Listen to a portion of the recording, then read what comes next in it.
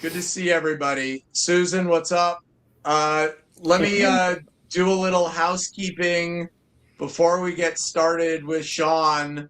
So we just got back from our humanity expedition in Nicaragua. It was a huge success.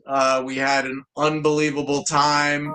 Happy to talk to anybody offline about that because we are getting ready for next year. Uh, we are off to Atlanta on Friday. We have an event with Basketball Hall of Famer Dominique Wilkins. And then we come back from that and we go to New York for an event with Chasen Forehand and Peter Shaler. So I'm excited about that. And then we come back and where do we go? We go to DC, then we go to California, London, Chicago, et cetera, et cetera. We did get our discount code for members of the Outlier Project that want to go to Running Man. So Running Man is our collaboration that we do with Jesse Itzler and Devin LeVake. So if anyone wants to come to Running Man, we had a huge group last year, and we're looking forward to bringing an even bigger group this year. It is the best health and wellness festival you could possibly imagine. So if you want to go, Kathy will be posting the discount link in Circle. We have a huge press release ready for tomorrow. So tune in for that. And if you want to join us for our Top Talk, we're going to be talking about the press release. So I'm really, really excited for what we're going to be bringing to all of you in the community. So you will find out tomorrow what that is. But today, this guy is one of my favorite people on the planet. Sean Swarner is just an exceptional human being. I mean, he is just a great dude. And then you find out, I mean, he's done the Explorers Grand Slam, which is climbing the highest mountain on all continents. He's done the World Marathon, which is 7 marathons in 7 days on 7 continents, which, I mean, typically that's like, okay, that's a lifetime achievement. Actually, Robert Hamilton Owens, who's on this call, Robert did it when he was 65, Robert, or 66? Something like that. And 66. Sean is a global keynote speaker. He's spoken to Google, Coca-Cola, Johnson & Johnson, like a who's who of corporate clients. He runs his own company. He's an author. And he's a mindset and resiliency leader. His story is freaking bananas. And we're going to get into that in a bit. But let's do our introduction. Kathy, hit it. I don't fit in the box, I was born to stand out. Living life on my terms, I've erased all doubt. With passion in my heart and a spark in my eye. I'm the storm, I'm the lightning cutting through the sky. Welcome to the top where the fearless reign, where the dreamers build what the doubters disdain. I'm fierce, I'm bold, I'm the cream of the crop. Bodacious and proud, welcome to the top. Welcome to the top. Bodacious, audacious, no ceiling, no end. Loquacious, vivacious, where legends ascend. An outlier rising, no chains, no block. This is my moment. Welcome to the top. Oh, welcome to the top. Sean, welcome, my friend. What's going on, man? Man, I'm so happy to have you here. I know you just literally jumped off a plane and you're stowed away somewhere at O'Hare Airport. But thanks for joining us, my friend. How's life? I appreciate Everything it. good? Life is great, man. Yeah, I'm hiding in a corner in the O'Hare right now. So if anybody's out there who's in O'Hare, come find me. Go play a game of hide and Stop seek. by. Go find Sean in O'Hare. That's like a needle in a haystack. So actually, for anybody who's new to one of our Legend Series calls, the format is a 30-minute fireside chat, which I'll lead with Sean, and then 30 minutes of live Q&A. So if you've got a question for Sean, just put in the chat, I've got a question. You don't have to write it out. And then Kathy will let me know, and I'll tee you up, and you can talk to the one and only Sean Swarner.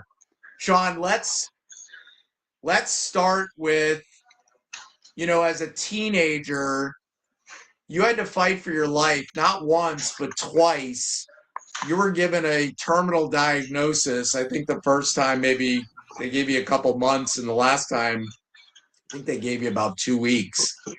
And those cancer diagnoses, I guess, share with everybody, how did you find the courage and the strength to beat those odds? Because it would seem, man, I mean, what insane news to get as a teenager.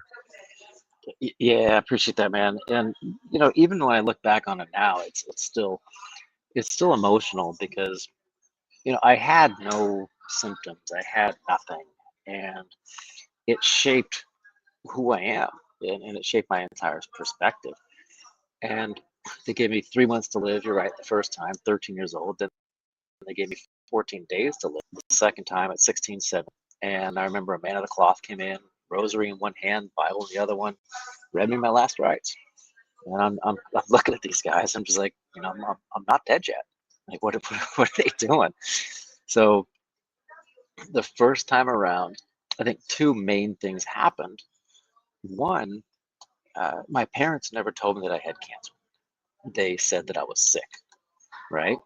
And because I implicitly trusted and believed what my parents were telling me, in my mind, I was never fighting for my life. I was just sick. It was like battling a cold. So I don't think I had that fear factor. But I also had a deeper purpose behind everything. And it came from when I was in the shower. I'm not going to get too graphic, but I was on my hands and my knees. My hair fell out in 20 minutes. It was plugging up the drain. And I remember the water was rising up, and I remember projecting into the future. And I remember seeing at the dining table my mom, my younger brother, and my dad. And there was this empty seat. And that empty seat was mine. And I decided in that moment, like, I had a deeper purpose. It wasn't just me fighting for my life. I was fighting for my family's life. So I didn't want to be the absence in their lives in the future. So that gave me a deeper purpose behind it. But I also remember too, is I didn't want to focus on not dying. I wanted to focus on living. And that simple perspective shift changed the rest of my entire life. Because everybody's who's focusing on the avoidance of certain things, guess what? That's what you're going to get. Yeah. It's insane. But you just have that simple little perspective shift, and it can change your entire trajectory in life. We're going to talk more about what you've done post cancer, but you've done some crazy stuff. So really your whole life, since from 13 on, you've put yourself in situations that would create a tremendous amount of fear in most people. How do you think about and manage fear? Because we all deal with it every day, whether it's taking the stage or starting the business or, doing anything that we need to do. We have to face and manage fear. And I can't think of many human beings who have done that to the extent that you have. How do you manage fear? Fear usually comes from projecting into the future and your brain acting out the scenario of worst case possibilities. And how often has it happened? when the worst case has ever come to play, come to fruition, right? And I also think that if we focus on just this simple fact, we have all survived 100% of life's most difficult moments to this point. That's a pretty good record as far as I'm concerned, right? And why would anything be different going into the future?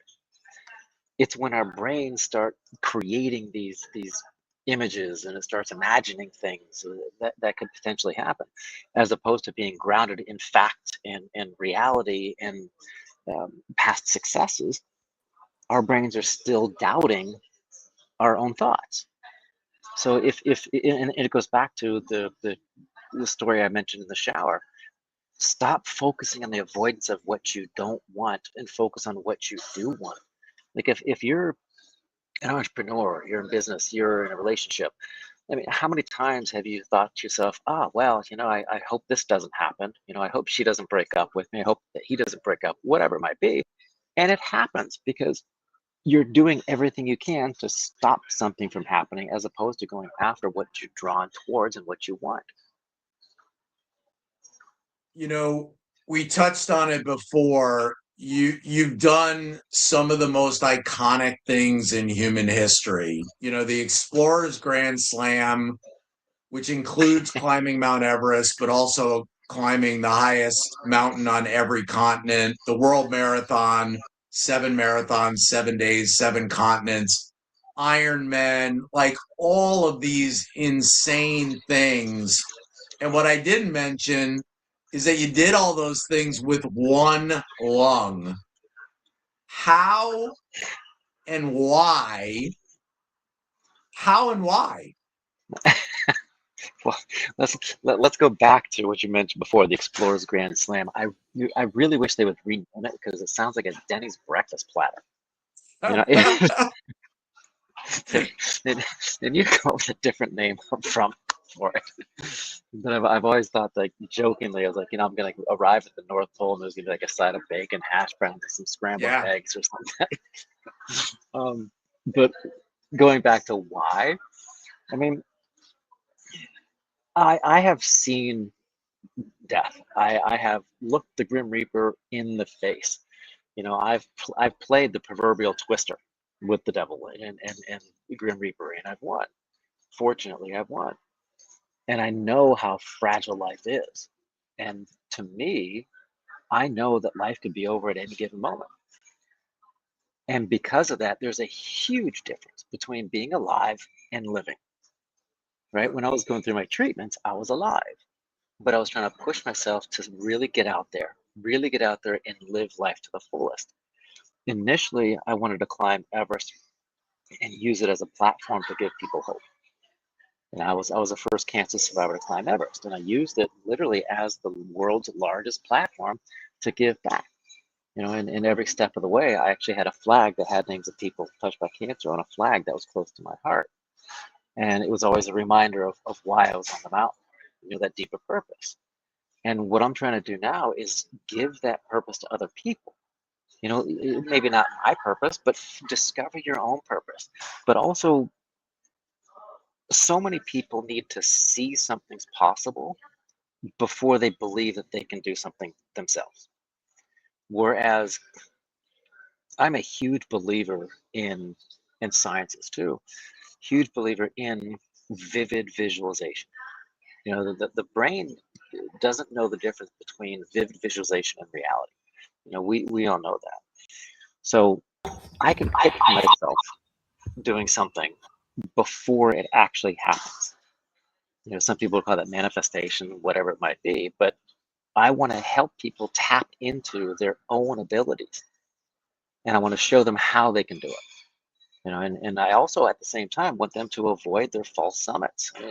When I got to the North Pole, it was interesting because the cameras were there. There's a beautiful film on Amazon, and the camera panned over, and I was like, Sean, you just completed something that no one in history has ever done before. How do you feel? And of course, like everybody else would expect, I'm like, oh, I feel awesome. This is fantastic. This is great. But I felt hollow. And I started thinking about that. I went home for a while. I went home. I was depressed for about a month until I started looking back at it, and it wasn't just a bunch of check marks on things that I did, the accomplishments. I did have that deeper purpose, and oftentimes accomplishments and awareness or fulfillment don't necessarily arrive at the same time. There could potentially be that hollowness inside you until you realize the purpose that you had. And I want people to understand that if they're chasing false summits, you're never going to be happy. So doing what I'm doing now in these mountains and everything, first of all, it was to provide hope to other people touched by cancer. Then it's reaching around the world now and helping people understand that if you are climbing a false summit, fulfillment and success don't necessarily link up all the time, but you can have that success and fulfillment with the right purpose. And I want people to take a time out in their lives and just think about what they want, not what other people want for them. So good. I love that concept of false summits. What are some of the personal beliefs and mantras that have helped you overcome some of your biggest challenges? Because, man, you've had a lot. Forever, as you mentioned, I only have one lung, and people thought it was physiologically impossible. They're like, you just can't do it. So every step on the mountain, I developed a mantra. With one step, I would say, the higher I go. With the other step, I would say, the stronger I get. The higher I go, the stronger I get. The higher I go, the stronger I get. And how many steps are you taking out there? Tens of thousands a day. So by the time I did go for the summit push, it was in here. I knew the higher I went, the stronger I got. I also tell myself every morning I wake up, no matter what happens today, today's the best day ever. The past is gone. There's nothing I can do about it. The future may never come. And I also, there are three things. So there's another thing that I always do too. I never touch any technology for the first 30 minutes when I wake up. I'll roll over if my wife's there at the time. I'll roll over if I'm not traveling by myself. But I'll look at her and I'll be like, look, here are three things I'm grateful for. I'm grateful for you. I'm grateful for, say, something that happened, right? But then the key component too is I'm always grateful for something that I want in the future, but I pretend like I'm grateful for it now. I don't say I'm grateful for this that might happen, or I'm grateful because I want that to happen. Like, I'm grateful for selling 1 million copies of my book because of the lives I'm impacting. So I pretend that that future goal is in the present, and I'm already grateful for it happening. That's so cool. You just touched on something that I've talked to a friend of mine, Jesse Itzler, about a lot, which is that our words matter. And, he's a master at being very cognizant of what he tells himself. And one of the things that he learned from a Navy SEAL, Chad Wright, was this mantra, I never get tired. But I think you're a believer too. Why does it matter? Why do our words matter so much? Yeah, I love that. Jess is spot on. I did a TED Talk on that specific subject last year in Prague. And it's all about the words we choose can predict our future, essentially. And the crazy thing is, I need to get in touch with someone at TED because they flagged my TED Talk for being stigmatizing. I'm like, are you kidding me? Like, it's my story and it's my perspective. Like, this is a platform where we're supposed to share these insights, and they're like, nope, sorry, your story is going to stigmatize some people or make them feel bad. Like, come on. So anyhow, actually, that's a good topic too. Whatever I say is about me, what you hear is about you. Yep. So those are the thoughts that people need to pay attention to. Anyhow, the words we choose can predict our outcome. If I went into, well, here, for example, let's say you wake up and you stub your toe, right? All of a sudden, you're starting your day on a bad note. And now all of a sudden, because of that, You're late for breakfast, you're late for work, you're late for this, you're late for that. Things just start compiling up. And you look back at it, it wasn't the toe that you stubbed that caused your worst day ever. It's the fact that you chose those words and how you responded to what happened. So I think what people need to understand is oftentimes we're not in control of what happens to us. I couldn't control the fact that my body had cancer, but I could always control how I reacted to it. And I chose to react to it with words that were positive and fulfilling and full of gratitude. Because with those words, now guess what? My reality becomes what I'm believing. So powerful. There's a saying, it's kind of gross, but that, how do you eat an elephant? And the answer is one bite at a time. Which I don't know who eats elephants. That I don't know where that saying got created, but it's a weird one. Anyway, you have eaten a lot of elephants. You have taken on these enormous challenges. So we all have these big challenges in our lives. And if you looked at the whole thing, if you looked at climbing Mount Everest or doing any of these things, it just seems so daunting. But I think you're somebody who's exceptionally good at breaking down those enormous challenges into manageable steps. What advice would you give all of us for being able to do the same thing in our own lives with whatever those big challenges, those big hairy things that we're trying to accomplish or conquer? Like, how do we do that? I love that because in July, I'm heading over to Africa again for my 28th trip up Kilimanjaro. And I take groups every year as a fundraiser for a cancer charity. What we do is we actually pay for a survivor's trip, and then the survivor's responsibility to raise funds for next year's survivor, kind of paying it forward. And anyone could go. And I can't tell you how many times people come out of the hotel and they look up the mountain.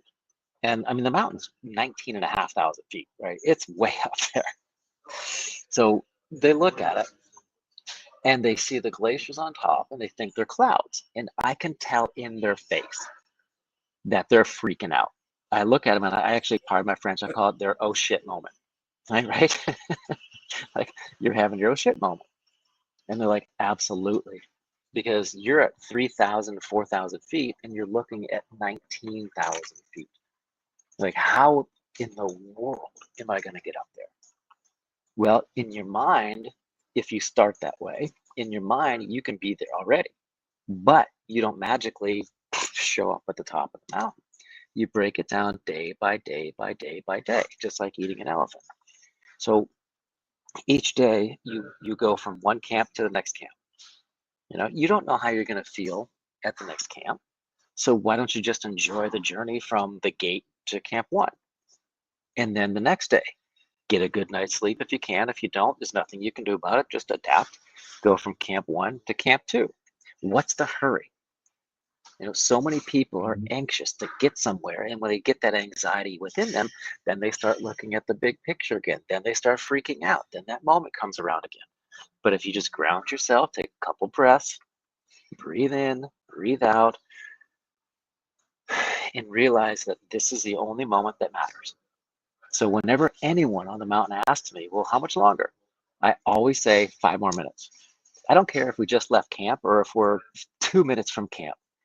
And eventually they stop asking. But the reason I do that is because if you can go 5 more minutes, you can go 5 more, and then you can go 5 more, piece by piece by piece. People's brains just get overwhelmed by looking at the giant picture. At the end of the year, let's say you want to, I don't know, somebody give me a goal. My new book's coming out. I want to sell 1 million copies of my book. How do I do that? I don't do it on December 31st. I break it down this month, this month, this month, this month into bite-sized chunks. It's such great wisdom. So many of the things that you've done seem impossible. What does redefining possible mean to you? You know,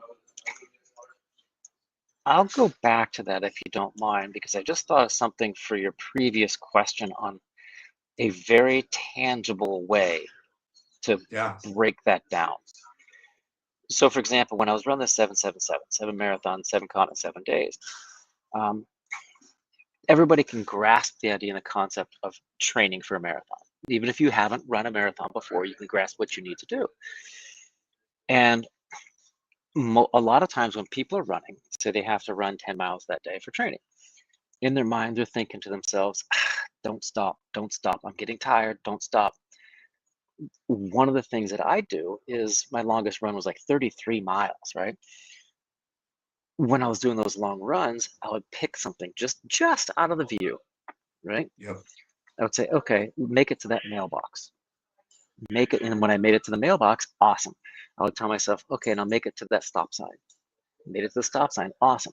Breaking it down into something that's just far enough to see, and then you get there, you do another one, then another one, then another one. And when you finally get to the 33 miles or wherever you are, you turn around and you look at how far you've come.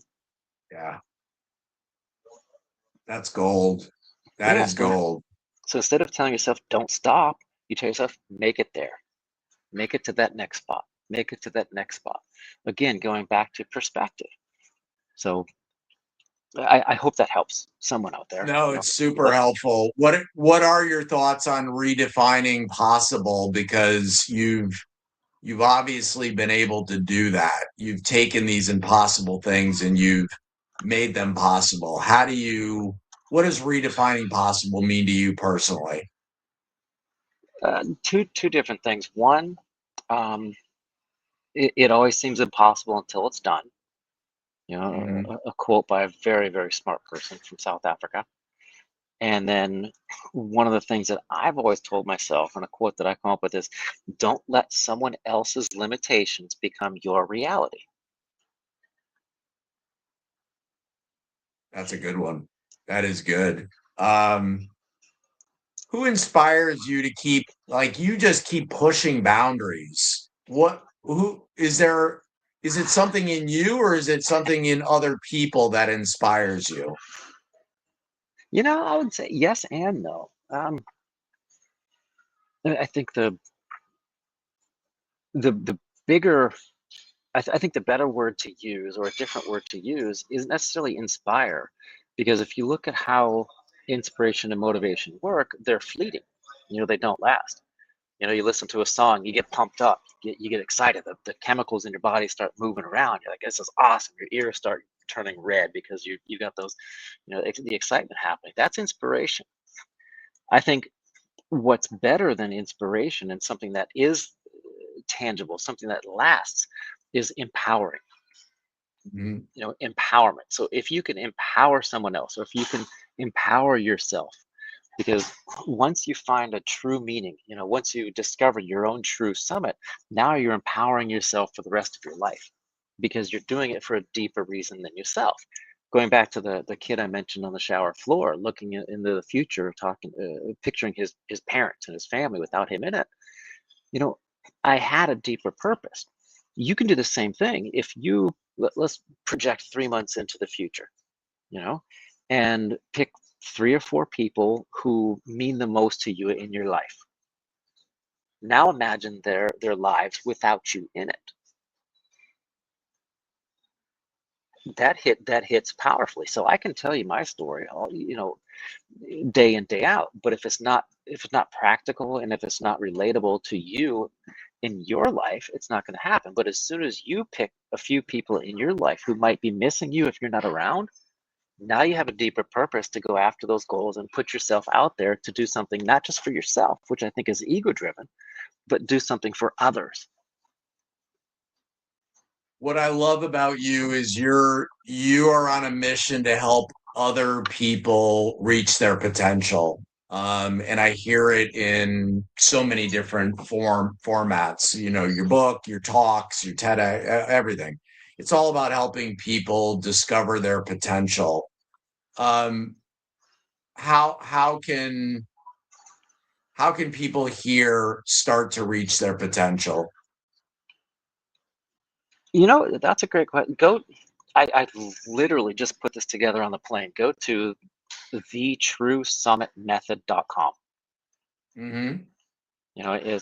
It'll give some insights there, and I'll send some things. But the biggest thing that I want people to understand is the greatest summit you will ever stand on is not Everest. It's not a title. It's not an achievement that the world applauds. It's the peak inside you. It's the one that you're afraid to climb. It's the one that's been waiting for you to rise. So good. We have got a ton of people, Sean, that want to ask you questions, which either is a sign that they want me to shut up or they're just really fired up to ask you a question. So you ready for some rapid fire questions? Let's do it. There was one time I was giving a keynote and fielding a Q&A just years ago when I was younger, and so funny. One lady in the audience, she was like, with the last question, she's like, "Yeah, are you single?" And then there's another lady, another lady right behind her goes, "Oh, Paula, please leave the poor guy alone." I love it. All right. So he is married, so we don't have to ask that question in case you were curious. All right. Bruce in Oregon, you're up. Sean, wow, bananas indeed. Your story is really hard to wrap your brain around. So, my question to you is this: how did surviving not one, but two terminal diagnoses, terminal illness diagnoses, shape your faith in God, higher power, your spiritual journey? I would imagine it would have some kind of a profound effect, or maybe your faith prior to knowing this guided you. Love that question, and we could go down a rabbit hole for the next 5 or 6 hours and talk about that. But I remember I was in a bar in New York City, and I was talking to a guy just about life paths and journeys. And it came out that I was a two-time survivor and everything else I've done. And he looked at me and goes, "After everything you've been through, how could you believe in God?" And I looked at him, I said, "After everything I've been through, how could I not?"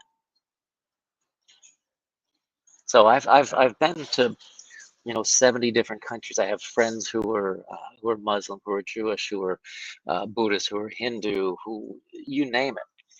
And I respect everyone's decisions. I respect everyone's belief system for a number of reasons. And one of them is if everyone in the world thought the same thing, this would not be a fun world to live in. It would be boring. I want those differences.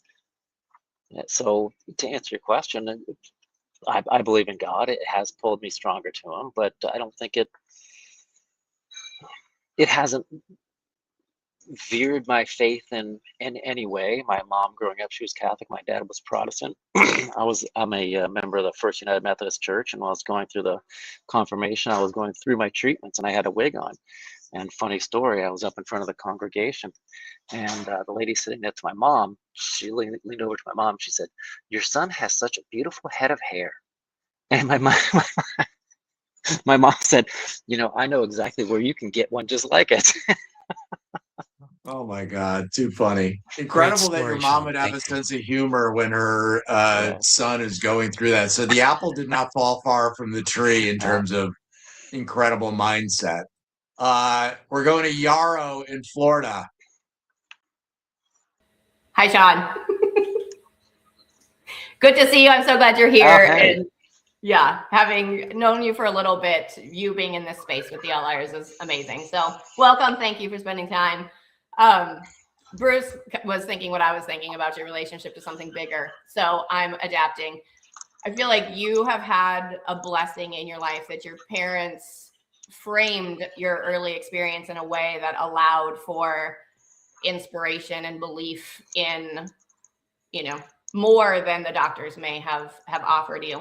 And that, while I know from your story that you had some slumps along the way of your inspiration and go getting it, but fortunately Bree found that for people who maybe haven't had that start and are struggling with the idea of, you know, I hear the story and I see that it has worked for you and others, but where I am, how can I possibly think beyond my experience? Would you have any additional insights in that to get to the place where you can create the reality that you want to live?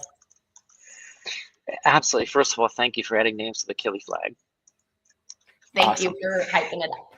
Yep, and we're taking another flag up in July. So one of the things I remember my parents did for me was, let's say I was a swimmer and I touched the wall as a 6-year-old, 5 or 6-year-old, YMCA, 25-meter breaststroke, touched the wall. My mom or my dad were there. They pulled me out of the water. And they always asked me 2 questions. Did you do your best? And did you have fun? Right? Not why didn't you beat Yara? Why didn't you beat Greg? Why didn't you beat Scott? Did you have fun? And did you do your best? And then the next weekend they would ask me, okay, what was your time last weekend? 30 seconds. What do you want to go this week? 29. So slowly chipping away and getting faster and faster. I only compared myself to myself. So my identity was nothing other than what I created for myself. And looking at people who are unsure of where to go and where to put that next step, I think it comes down to, boils down to identity. And a perfect example is how you identify. I'm not talking like he, she, them, they, that type of thing. I'm talking about as a human being, how do you identify? And let's just hypothetically say there are 2 people who are trying to quit smoking and they're both offered a cigarette. And one person says, no, thanks, you know, I'm trying to quit. And the other one says, no, thanks, I'm not a smoker. So how they identify themselves can predict their future. Just the whole word that Scott, we were talking about, the whole concept of how someone's words are so incredibly powerful.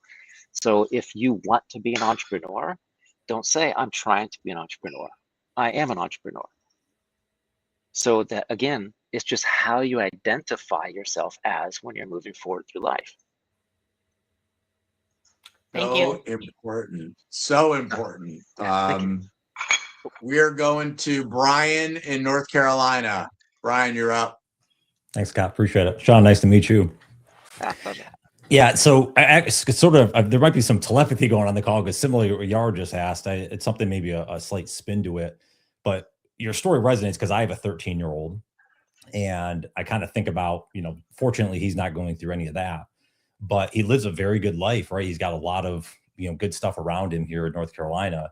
How do I help him? And maybe for all the other parents on there, how do we help them gain perspective when things are really good? Like they're not going through as much hardship, obviously, as you've gone through or other people have gone through. I'm just kind of curious your perspective on that, how we shape their perspective in a better way. You know, great question, because I lived that, I don't want to say bad perspective because it was how I chose to see it. It turned out to be something good, but I lived through something horrible, but chose to come out on the other side with a great perspective.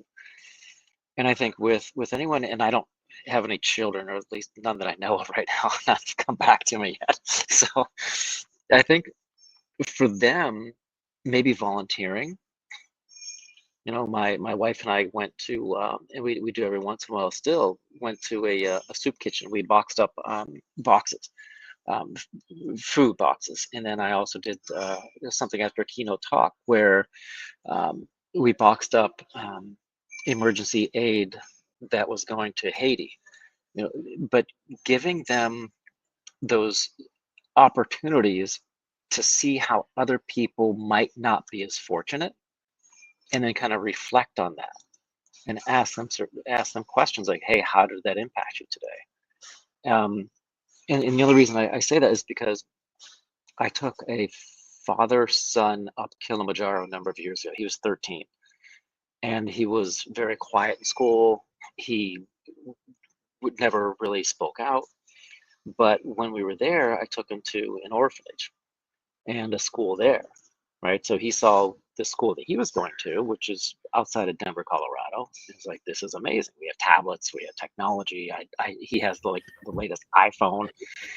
These kids were studying and learning from a dirt floor, you know, and just having them, no, I'm not saying take your kid to Africa, but, you know, but have them maybe volunteer or watch some documentaries or something like that. You know, that'd be my input. I mean, I like I said, I don't have kids, but that might be a way just to show him or show your children that there might be a different way of seeing things. Is not right or wrong, but just know how fortunate you are to actually have that happen to you, to have the life that you have. Wonderful Ryan, thinking. come to Nicaragua with us next year. I'm already thinking about it. I'm already thinking about it. And bring your son. That gives you perspective quickly. Absolutely. All right, we have two very famous lookalikes on this call today. So we have Mark Holden, who looks exactly like Matthew Perry, and we have Scott Heathman, who looks just like Rob Lowe.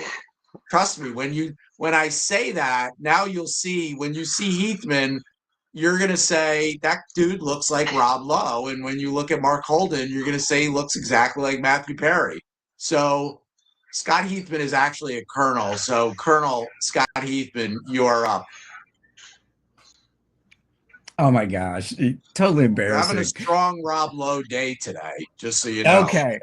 Yeah, it's a good hair day, I will say that. So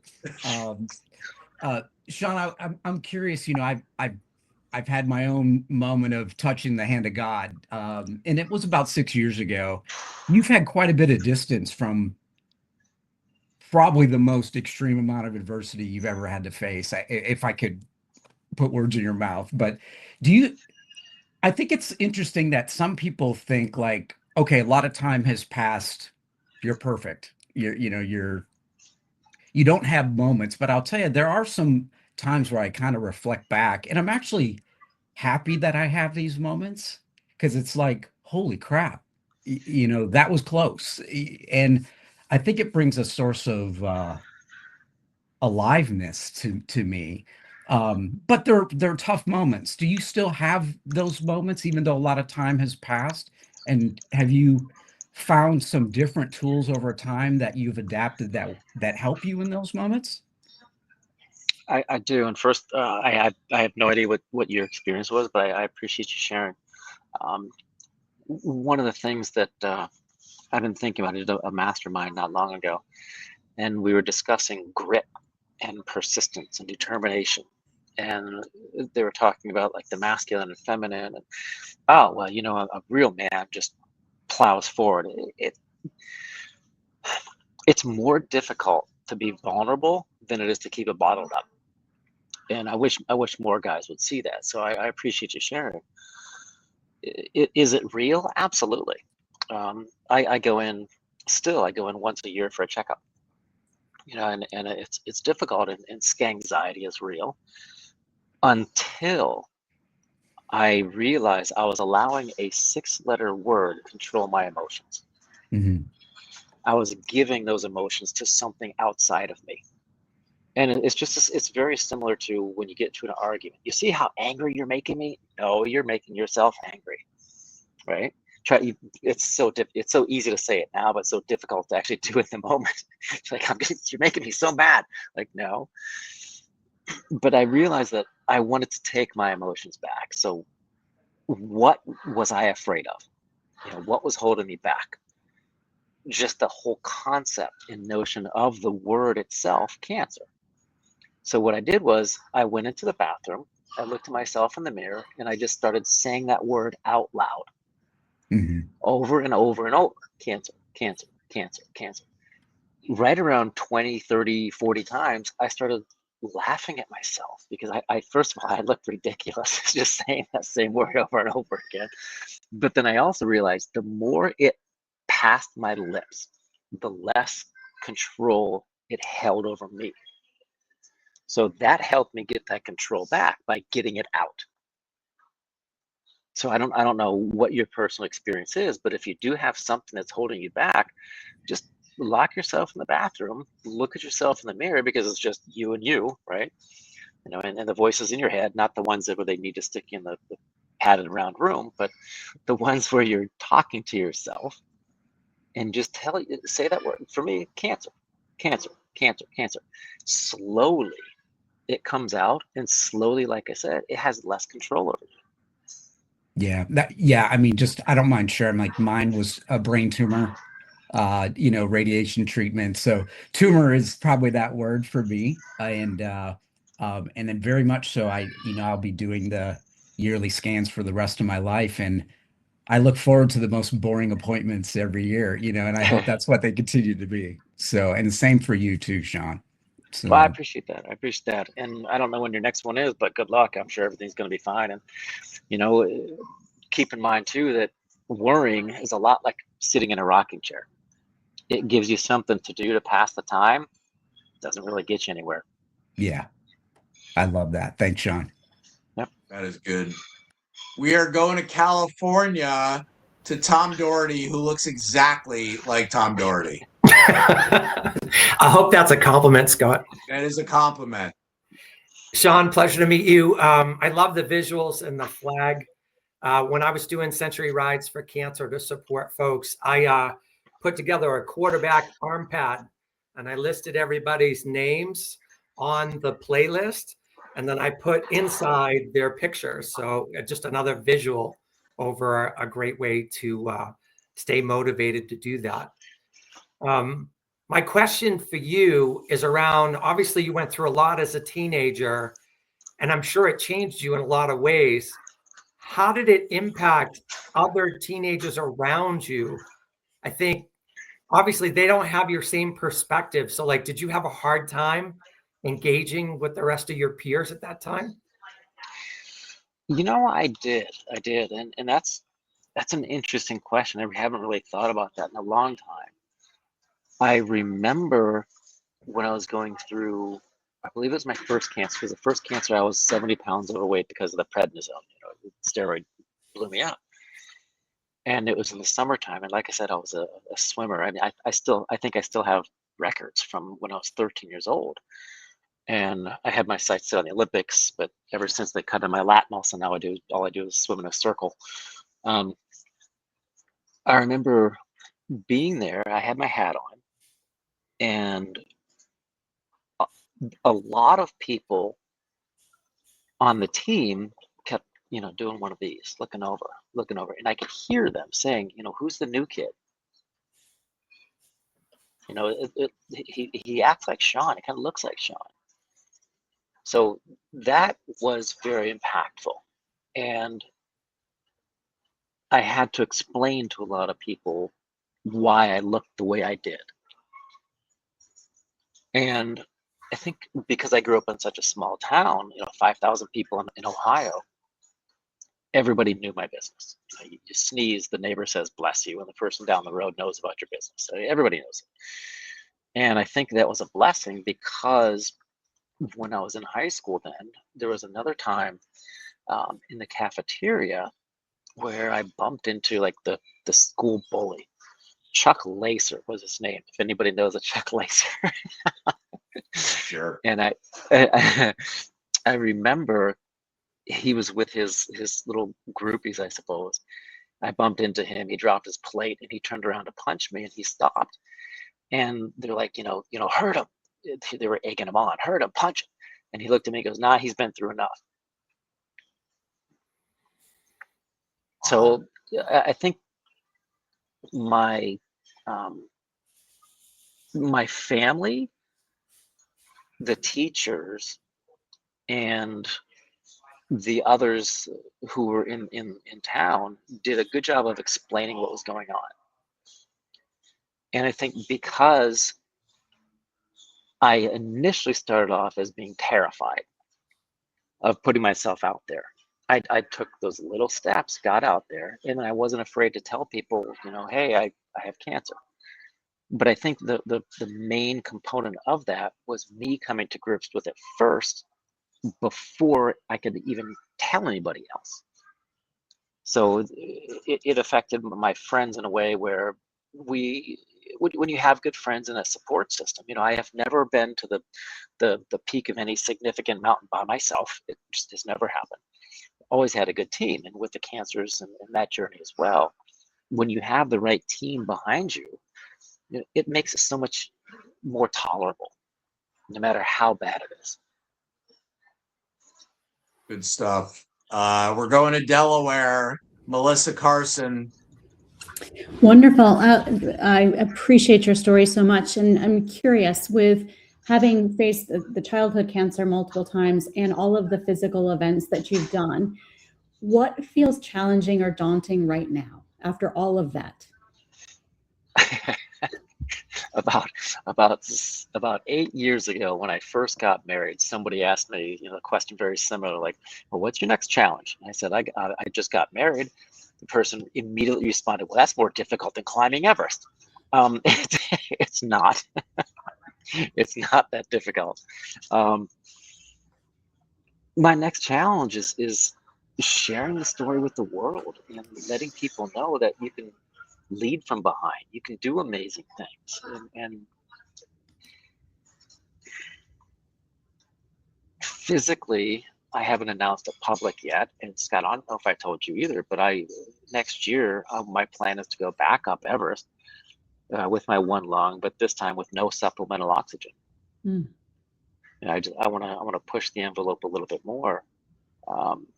But it's interesting how when we find our lane and we're good at something, a lot of people stay in that lane. And I'm stepping out of my lane into the production, publication of my third book, and I want it to be a #1 bestseller. So now I'm trying to put together a team to make that happen, because I know it's going to impact a lot of lives, because it's not a memoir, it's a workbook, a leadership workbook, really. At the end of each chapter, there are a number of questions to answer that can help you choose your own path. So the next challenge is empowering as many lives as I possibly can. Thank you. Jared in Philly, you're up. Hey, Sean, thanks for spending time with us today. Greatly appreciate it. I'm a huge law of attraction guy, and I'm hearing this throughout this entire hour with everything that you're saying today. So it's very easy to be grateful for good health when you have it. It's a lot harder when you don't. So out of curiosity, do you have any practices or any advice to share with someone who's not in great health and they just spend all their time talking about their disease rather than, the state of being they want to be in? Absolutely. And I was that way for a long time. So I appreciate the question. Whenever I was getting treatment, whenever I'm in a harsh situation, for example, I've been on the side of a mountain and it's been, 80, 90 mile an hour winds. We got 12 feet of snow in 2 days. There's nothing you can do about the situation. But like I said, you can always control how you react to it. And what I did when I was going through my treatments was, you heard I was a swimmer. So I would visualize myself whenever the situation in the present was horrible, right? I would take my mind out of the situation and put it into something in the future that meant something to me. Like I had an emotionally impacted visualization image in my mind. And I would leave the situation here and project up into the future of me touching the wall, looking around and seeing myself touch the wall in first place and the emotions that came out of it. And it wasn't just that, but it was also involving my family, my mom, my dad, my brother, my friends, celebrating together. So if you can picture something in your mind that means something to you deeply and sharing that with others, now you have a goal to work towards. I'm sure you've heard some stories, maybe not someone personally, but where someone was diagnosed and all they wanted to do was see their grandchild graduate or their grandchild be born. And as soon as that happened, that person passed away. But they had that hope. They had that hope to hold on to something in the present moment that was in the future, but keeping them here in the present to continue pushing forward. And I think it goes down to that purpose and that hope. That's awesome. Thanks So for good. sharing, Sean. Melanie Fox in New York. I didn't get to hear who I look like, but I was told the middle Hanson twin. Yeah, there you go. There you go. Of the Hanson three boys, I look like the middle one. Okay. So I keep changing my question in my mind as you talk. I'm getting very inspired, but I'll say, so I went through an odd medical crisis, but it was one of those things where they diagnosed it and it was not going to get worse. It might get better. But my mom recently, in the recent history, was diagnosed with pancreatic cancer. And her first thing is, don't Google it. Don't Google it. Don't look at it. Stop mentioning it. I'm gonna, I'm gonna be good, but less information is more. And because she didn't want to think of the negative thoughts. And it reminded me of what you said, that you've got, had these horrible diagnoses, but you were a kid, so they could kind of sounded like almost like a life is beautiful situation where you didn't exactly know what was going on. And as a kid, you kind of have the, bliss of some ignorance. But as an adult, what do you think about like the balance of looking something up, understanding everything and researching versus just kind of having this naivety where you can say like, yes, I'm going to be the one who, or I'm going to be moving forward no matter what, and this medical diagnosis is not going to stop me. I'm not going to let stats get in my head. I thank you for the question. I love that. And it went a completely different direction where I thought you were going one way, and I was like, I'm following, and then you went somewhere else. I'm like, we can create something. So I love that. I think, first of all, it depends on your personality type, depends on your mindset, and depends on how you interpret things as an individual. So for me, let's say I was climbing Everest. Well, I did. So let's say I was climbing Everest. I knew thousands of things could go wrong.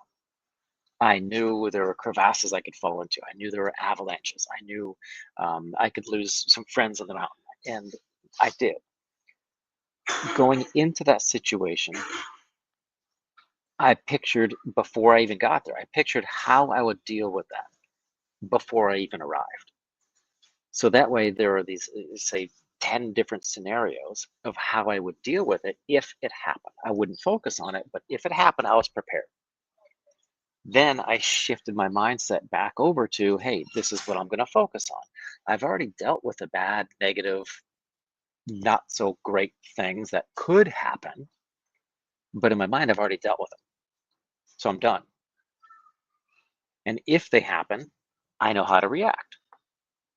It's just like being, I would say, like a paramedic. You know all these things that could potentially go wrong. You're in an ambulance, something happens. Okay, well, somebody has a broken arm. What are you going to do? This, done. But you're hoping when I get there, everything's going to be okay. So I think it depends. But for me, I deal with it before, and if it ever happens, I'm prepared. Hopefully it never will, but I'm prepared if it does happen. However, in the meantime, I have the blinders on, and right there's my goal. That's where I'm going. That's so wonderful. Thank you so much for sharing that. I really appreciate it. Yeah, and you can do the same thing every day you wake up. Our cleanup hitter is Brent in Atlanta. Knock it out of the park, my friend. Sean, thank you for the gift of your time today. I think I speak on behalf of everybody when I say that. Two quick things. First of all, also thank you for talking about vulnerability as a strength, not a weakness. I think that's a powerful reflection that we can all share. Myself personally, kind of that mind shift of, not what is the worst that could happen, but the best that could happen when entering into difficult circumstances or conversations when you do open up. And so much of what you've done and seen has been documented on camera. You have pictures, videos. What is the most beautiful thing that you've seen, a moment or a sight, when you've been out in the world doing all that you've done that wasn't captured on camera? Something that's locked in your head, a memory that you could share with us briefly that we wouldn't be able to see on film or video. Something that you couldn't see on film or video. Honestly, it probably goes back to why I take so many people up Kilimanjaro, why I do that trip every year. And it's over the course of 6 days when I see a transformation happen in someone. And we get to the top, and it never fails. Somebody's always there, and they're like, "Oh, thank you so much for getting me here." And my answer is always the same. I always say, "I didn't get you here." And that's when they realize I got myself here. And I think that's something that will always stick in my mind. You know, just knowing that empowerment that people are left with. And then something else, that whenever I doubt what I'm doing, I think back to a presentation I gave, and there was a long queue of people asking questions, and the lady behind me, or the lady who was next in line, I could tell she was crying. She had mascara running down her face, her eyes were bloodshot. And whenever I doubt the impact of storytelling and how you can help someone you don't even ever know or may never see again, I think of this lady.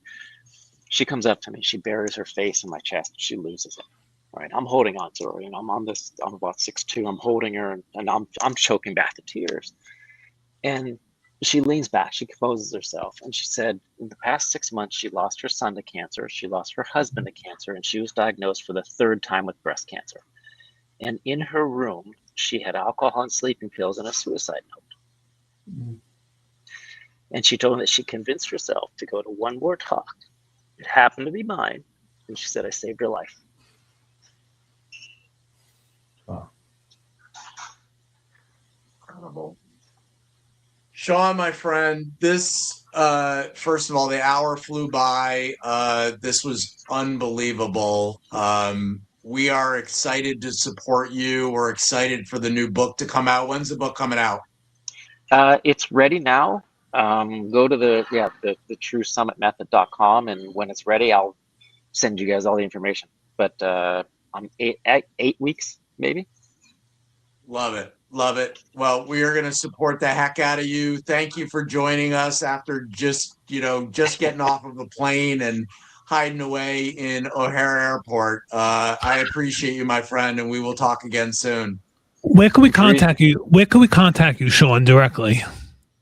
SeanSwarner.com, or shoot me a message. Summit, like the summit of a mountain, summit at SeanSwarner.com. And this is perfect timing because I have to go run and catch another flight. Okay. All right, my friend. Thank you, Sean. We'll talk soon. You guys, take care, guys. See you, brother.